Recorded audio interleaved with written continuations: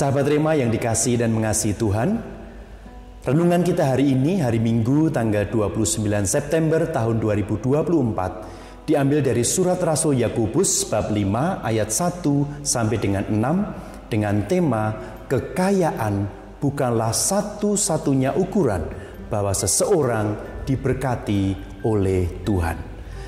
Saudara-saudariku yang dikasihi dan mengasihi Tuhan, salah satu fenomena keagamaan yang memprihatinkan pada zaman ini adalah merebaknya paham teologi kemakmuran, the theology of prosperity. Paham teologi ini menjanjikan kemakmuran instan bagi orang yang beriman. Kekayaan materi, kesehatan yang baik, dan popularitas yang tinggi dianggap sebagai tanda bahwa orang itu diberkati oleh Tuhan.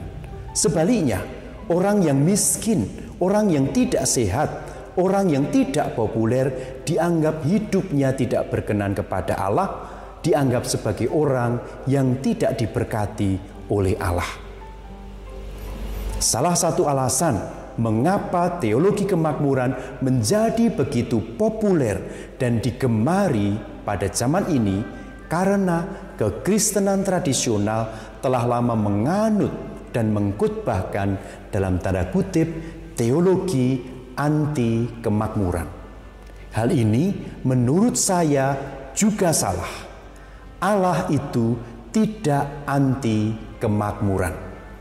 Surat Rasul Yakobus yang kita renungkan hari ini adalah salah satu bagian kitab suci yang jika tidak dipahami dengan benar dapat membuat orang menyimpulkan bahwa kitab suci kita itu menentang kekayaan.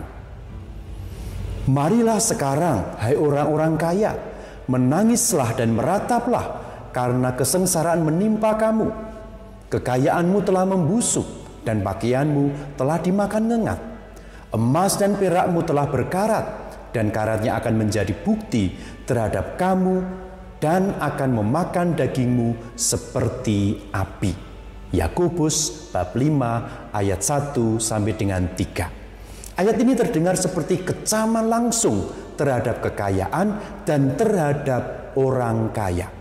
Orang kaya diperintahkan untuk menangisi kesengsaraan yang akan menimpa mereka. Hal ini cukup untuk membuat banyak orang Kristen meyakini bahwa ada sesuatu yang salah dengan menjadi kaya.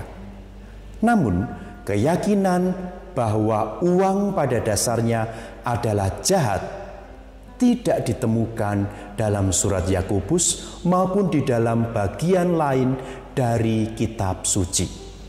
Tapi, bukankah kitab suci mengatakan bahwa uang adalah akar dari segala kejahatan? Tidak.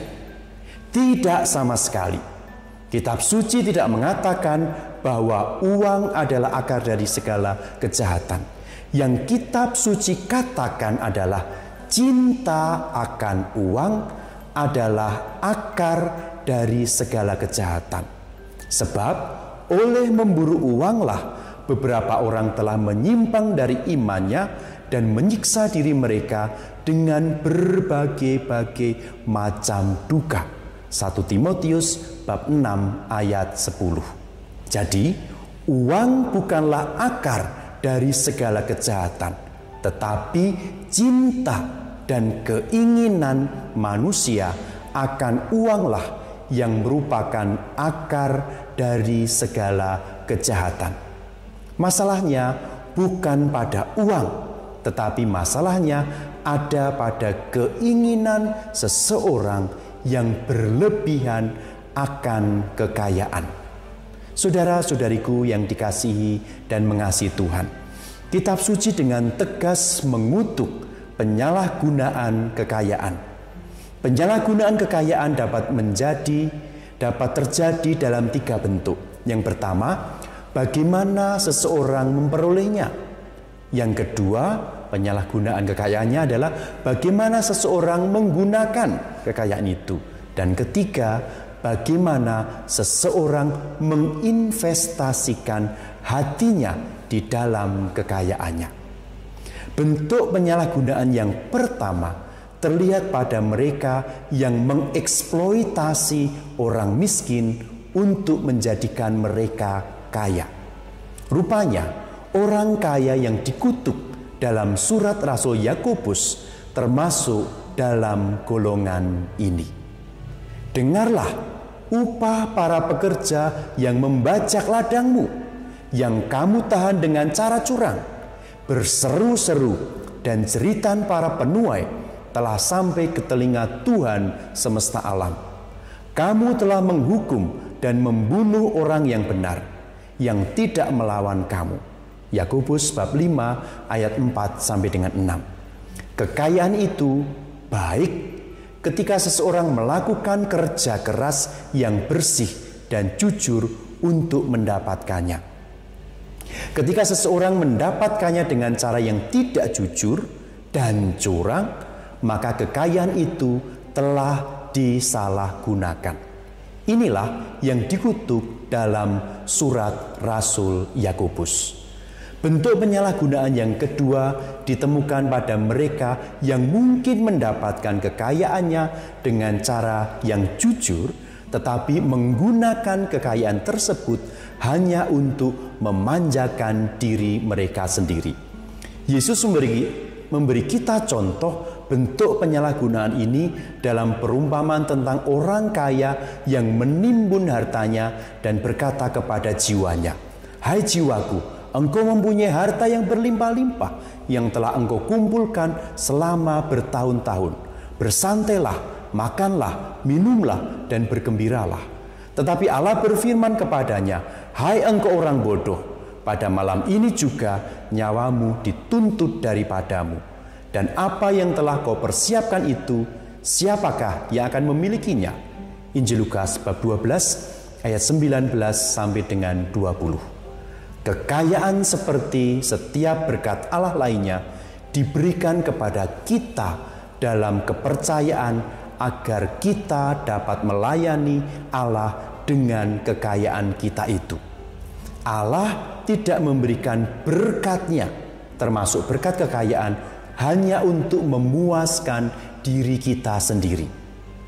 Menggunakan kekayaan hanya untuk memanjakan diri sendiri adalah sebuah bentuk penyalahgunaan kekayaan, penyalahgunaan berkat Tuhan.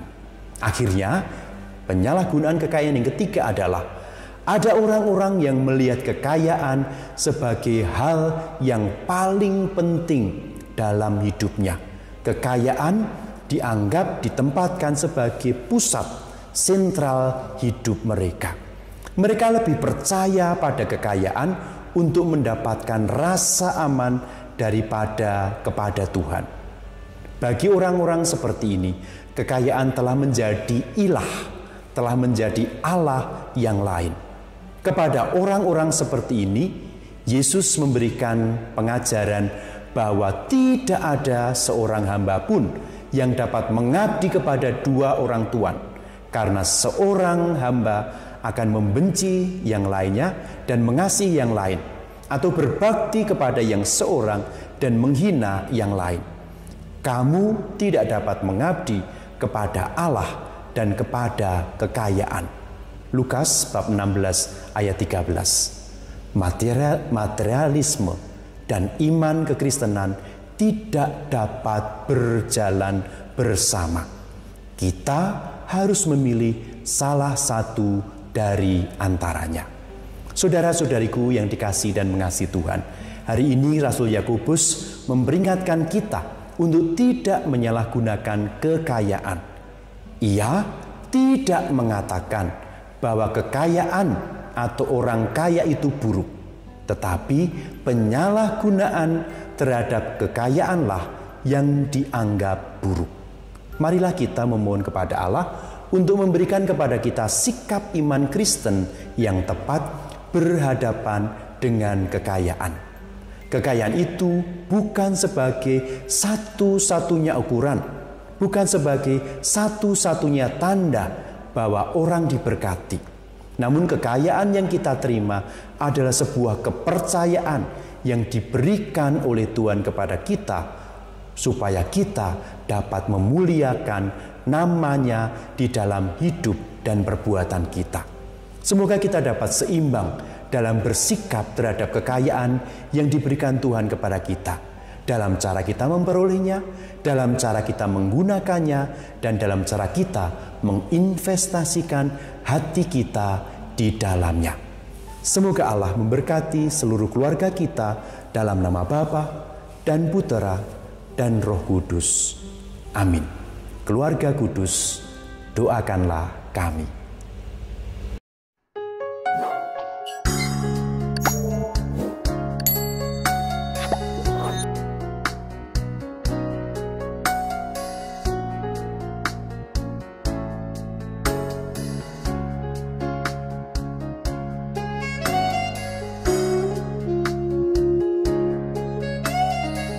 Sahabat Rema, sampai jumpa dalam program berikutnya.